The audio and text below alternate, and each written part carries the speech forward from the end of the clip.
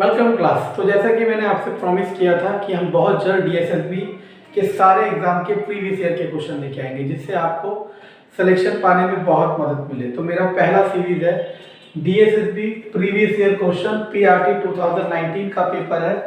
तो इसके मैं सारे क्वेश्चन आपको सॉल्व कराऊंगा और क्लास आपको सारे क्वेश्चन सॉल्व करके समझने हैं और साथ ही साथ आपको ये भी एनालाइज करना है कि किस तरीके के क्वेश्चन आते हैं। ओके क्लास, चलो साथ चलते हैं, ठीक है। तो आंसर करते हैं। उसने कहा क्वेश्चन में R sold an article to B, R sold an article to B at a profit of 50%। मतलब आर ने बी को बेचा कितने पे? 50% फायदे में। And B sold the same article to C, B ने बेच दिया सी को कितने पे? 30% प्रॉफिट पे। एंड फाइनली सी ने बेच दिया डी को कितने पे? 15, ये 15 लिखा है, 15। सी ने बेच दिया डी को 15% प्रॉफिट पे। If R purchase this article for ₹100, R ने खरीदा था इसे 100 रुपए में, तो आपसे पूछ रहा है कि डी ने कितने में खरीदा होगा क्लास, ठीक है ना। तो आर ने खरीदा था 100 रुपए में, तो वो पूछ रहा है डी ने खरीदा होगा कितने में, ये पूछ रहा है, ठीक है ना। चलो हम इसे सॉल्व करते हैं क्लास। बहुत ही बेहतरीन क्वेश्चन है और कई बार क्वेश्चन आ चुका है। देखो इसमें दो ही कैटेगरी होती है। देखो क्लास, मैंने पहले ही कहा सिर्फ क्वेश्चन कराना हमारा उद्देश्य नहीं है। हमारा मोटिव है कि अगर इससे रिलेटेड कोई क्वेश्चन आ सके तो हम उसे कैसे करेंगे। इसमें दो ही केस आते हैं, या तो प्रॉफिट की जगह माइनस होगा, मतलब प्रॉफिट की जगह लॉस होगा, या फिर प्रॉफिट होगा, या फिर प्रॉफिट लॉस होगा। और दूसरा केस या तो इनिशियल वैल्यू पूछेगा या फिर फाइनल वैल्यू पूछेगा। बहुत ही आसान तरीका। देखो कैसे, आपको कुछ नहीं करना क्लास।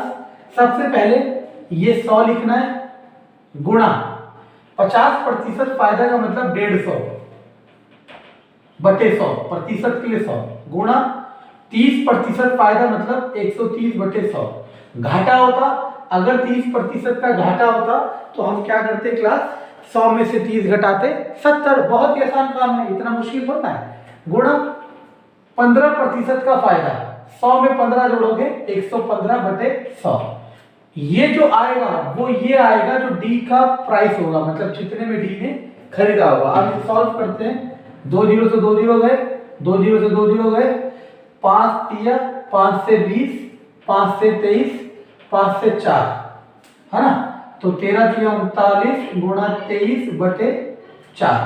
अब इसको आप सॉल्व करोगे तो यू विल गेट 224.25। चेक करा देता हूँ। 39, 23, 9 से 27, 2 3 तिया 9, 2 11, 9 दूनी 18, 1 2 तिया 4 1 7, 7 9 8 भाग 4, 4 दूनी 8, 4 दूनी 8, उधर जाएगा 4 चौक 16 पॉइंट समथिंग। तो your answer will B class 22.25 rupees. Class हमारा उद्देश्य सिर्फ आंसर निकालना बिल्कुल भी नहीं है। अगर आंसर निकालना उद्देश्य होता तो बहुत आसान होता। अब समझना, अगर कभी कभी मान लो आर का प्राइस नहीं देगा, डी का प्राइस देगा, तो हमें कुछ नहीं करना। आर की जगह एक्स लिख दो या आर लिख दो और डी की जगह जो दिया वो रख दो। फिर ये जो नीचे है वो ऊपर जाके गुणा हो जाएगा और जो गुणा है वो भाग हो जाएगा। ओके क्लास, तो अब हम आते हैं बेहतरीन क्वेश्चन नंबर 2, ठीक है। ये क्वेश्चन पावर एंड एक्सपोनेंट का है, तो मेरे चैनल पे जाके आप पावर एक्सपोनेंट की वीडियो देख ले। ऐसे बहुत सारे क्वेश्चन आपको वहां मिल जाएंगे। फिर भी अब क्या करना है, अब हमने सबसे पहला पावर एंड एक्सपोनेंट का रूल पढ़ा है कि पावर जब भी नेगेटिव में हो, पावर जब भी नेगेटिव में हो इसको पॉजिटिव करते हैं। किस तरीके से करते हैं? रेसिप्रोकल करके। रेसिप्रोकल का मतलब होता है कि ये अंदर वाले को उल्टा कर दो, हर को अंश बना दो और अंश को हर बना दो। बहुत इजी। अब इसके बाद एक फॉर्मूला होता है कि x की पावर a मल्टीप्लाई x की power b will be x की पावर a प्लस b। यानी कि अगर दोनों के आधार सेम होते हैं और ये गुणा हो रहे होते हैं तो घात को जोड़ देते हैं। तो इन दोनों के आधार भी सेम है तो ये गुणा हो रहे हैं तो इनकी घात को भी जोड़ देंगे। 5 बटे 2 की पावर 1 यानी कि 5 बटे 2। तो देखो क्लास, आपने देखा पूरे नंबर, मतलब अगर आप चाहो तो 20 में से 20 नंबर लेके आ सकते हो।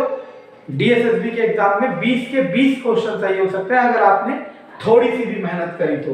और आपको पता होना चाहिए क्लास कि एक नंबर से आपका सिलेक्शन भी हो सकता है और आपका रिजेक्शन भी हो सकता है। अब what is 16.66% of 12.5% of 30% of 640, यानी कि 640 रुपए का ये सारा प्रतिशत निकालना है। तो देखो बहुत आसान है, 640 गुणा प्रतिशत निकालने के लिए गुणा करते हैं।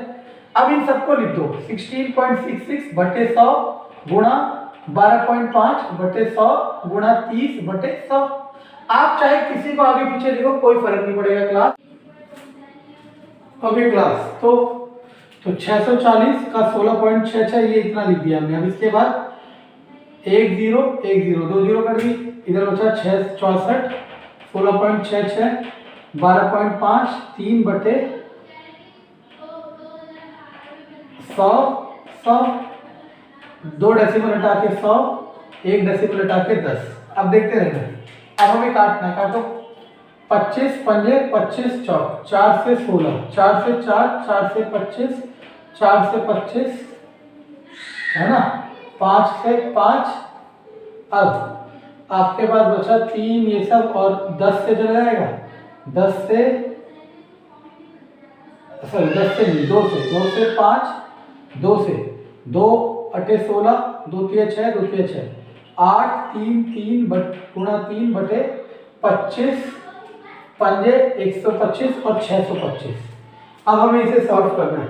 तो देखो 3 3 9 3 3 9 3 3 9 सॉरी 3 3 9 3 3 9 8 24 बटे 625 625। अब 625 चौक कितना होता है, 4 5 20 2 4 2 8 2 क्या हो गया 624 और 25। तो ये ऑलमोस्ट किसके बराबर आ जाएगा, 4 के इक्वल आ जाएगा। क्लियर है class? Okay okay, next question उससे भी खूबसूरत, किसका, एवरेज का। उसने कहा 31 42 66 73 और x का एवरेज 60 है। तो क्लास याद होना चाहिए कि एवरेज का एक ही फॉर्मूला होता है, sum of observation divided by number of observation. इसके अलावा कोई फॉर्मूला दुनिया में एवरेज का नहीं है। ये डिस्क्रीट वैल्यू के लिए, मतलब जो आपके पेपर में आएगा उसके लिए। तो बस यही ऑब्जर्वेशन 31 42 66 73 x बटे 1 2 3 4 5 इसके बराबर है 60 के। 5 उधर जाके क्या हो जाएगा, गुणा। इन्हें जोड़ोगे, देखो जोड़ना कितना आसान है, 2 और 1 3 3 और 6 2 और 1 3 3 और 6 9 9 और 3 12 12 का 2 हासिल होगा 1 7 और 1 8 8 6 14 4 18 और 3 21 plus x equal to 300। x बराबर 300 माइनस 212 दैट इज 88। तो क्लास आप देख रहे हो बहुत ही आसान क्वेश्चन है और सिलेक्शन पाना बहुत इजी है अगर आपने थोड़ी सी भी अच्छी मेहनत करी है तो। क्लास नेक्स्ट क्वेश्चन, ये सारे प्रीवियस ईयर क्वेश्चन है क्लास। नेक्स्ट क्वेश्चन ये है आपके पास और उसका ग्राफ दे रखा है। इसे हम लोग कहते हैं DI, डाटा इंटरप्रिटेशन। लेकिन बच्चों होता क्या है, हम लोग ना हर चीज का गलत मतलब निकालते हैं। DI बहुत टफ होती है किस सेक्शन में, अगर वो बैंकिंग सेक्शन में आ रखी है। आपके एग्जाम में जो DI का क्वेश्चन आएगा वो एवरेज रेंज का आएगा, मींस ज्यादा टफ नहीं आएगा। अब देखते हैं कैसा क्वेश्चन आया था। ये क्वेश्चन प्रीवियस ईयर PRT 2019 जून में हुए पेपर का है, तो मेरे तरफ से बनाया हुआ कुछ भी नहीं है। अब वो कह रहा है कि A जो है वो इक्वल है किसके, C1 C3 वाले के। C1 में 50 C3 में 63, तो A किसके बराबर आ गया 50 जमा 63 मतलब 113। ठीक है, और जो B है वो इक्वल है किसके, C2 C5। तो B है C2 C5 C2 और C5 60 जमा 70 दैट इज 130।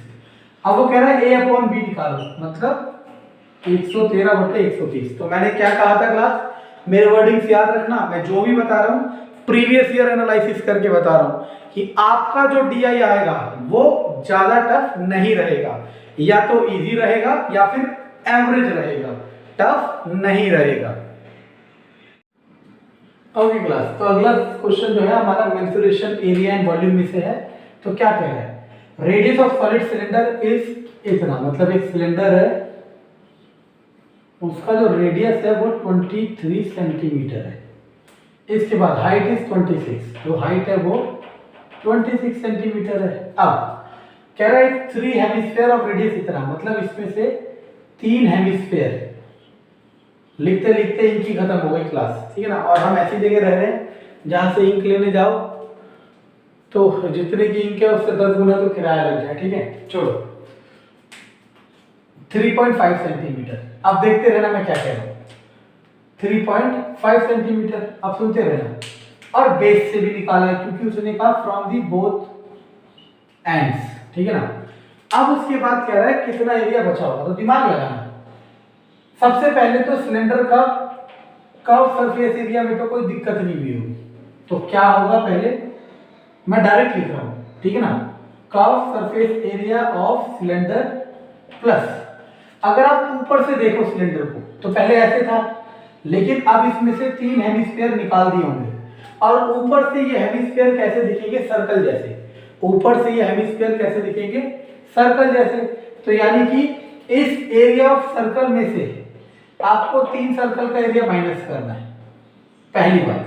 तो क्या लिखना है, और ऐसा दोनों तरफ है तो 2 से multiply, 2 multiply area of circle pi R square, R रख दिया बड़ी वाली रेडियस सिलेंडर की, माइनस 3 छोटे सर्कल का एरिया पाई आर स्क्वायर, 3 थे तो गुणा 3। ये आ गया किसका, देखो ये पूरे एरिया में से मैंने 3 सर्कल का हटा दिया तो मुझे रिमेनिंग बच गया, और 2 से क्यों मल्टीप्लाई किया, क्योंकि 2 फेस है, एक अप साइड और एक डाउन साइड, पहली चीज। अब साथ ही साथ हमारा ये एक एक्स्ट्रा फेस क्रिएट हो गया जो अंदर की तरफ धसा हुआ होगा गड्ढे के फॉर्म में। तो ये होता है हेमिस्फीयर का curve surface area, that is 2 pi R square. और ऐसे कितने हेमिस्फीयर आएंगे हमारे पास, 3, तो गुणा 3।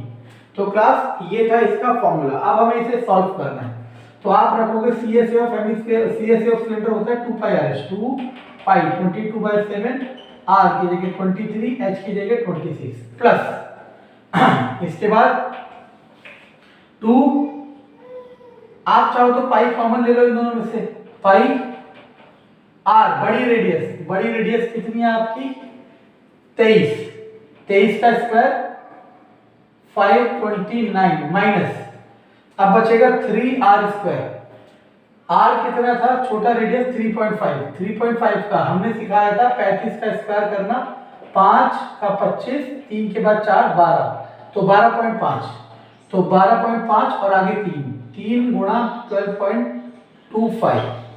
अब इसके बाद प्लस 3 गुनी 6, पाई की जगह 22/7 और r की जगह छोटी रेडियस है 3.5, 12.25 इंटू 3। अब इस पूरे को सॉल्व करोगे class, then you will get answer and the answer will be 73.15 centimetre square. Okay ना। इसे सॉल्व करके आप क्या पाओगे क्लास, बहुत ही प्यारा क्वेश्चन। किससे आया, सिंपल इंटरेस्ट से। किससे आया, सिंपल इंटरेस्ट से। उसने कहा 5 साल के लिए किसी सम को सिंपल इंटरेस्ट पे लगाया, रेट ऑफ इंटरेस्ट 8%, वो ट्वाइस बन गया अपना, तो आर की वैल्यू बताओ। देखो सबसे आसान तरीका, प्रिंसिपल x अमाउंट हो गया डबल, ट्वाइस मतलब 2x। तो सिंपल इंटरेस्ट ब्याज का फॉर्मूला होता है a माइनस पी, चाहे सिंपल हो चाहे कंपाउंड हो, तो 2x minus x that is x, ऐसा ही आ गया। अब SI का फॉर्मूला क्या होता है, P into R into T by 100, SI है x, P है x, R आपको नहीं पता, T है 5/100, है ना। P है R/100, ओके ना। अब आपके पास क्या बचा, अब आपके पास बचा कि x से x कट गया तो R आ गया 100/5 यानी कि 20%। ओके क्लास, तो गलती हमसे ये हो गई कि ये 6 ईयर था, कोई बात नहीं, 6 ईयर से तो यहाँ 6 रख दो, 6 रखोगे तो यहाँ 6 आ जाएगा, तो यहाँ आ जाएगा 100/6 यानी कि 50/3% इज अवर आंसर। तो क्लास आपने देखा, अगर आपको कंसेप्ट की नॉलेज है, if you know the concept no one can beat you, कोई भी आपको नहीं हरा सकता, ठीक है ना। तो अब इसी को मैं अगर दूसरे तरीके से करूँ क्लास, तो मैं ऐसे भी लिख सकता था कि आपका प्रिंसिपल था 100 रुपए, अगर डबल हो गया तो ब्याज भी कितना मिला होगा 100, फिर भी मैं यही आता तो SI equal to P into R into T/100। T है 6 साल, 100 से 100 जाएगा तो R बराबर 100/6 यानी कि 50/3%। तो क्लास कैसे भी करो, अब कोई सोचेगा कि वो इस परसेंटेज वाले तरीके से 100 वाले तरीके से करेगा तो भी सही है, x वाले से करेगा तो भी सही है।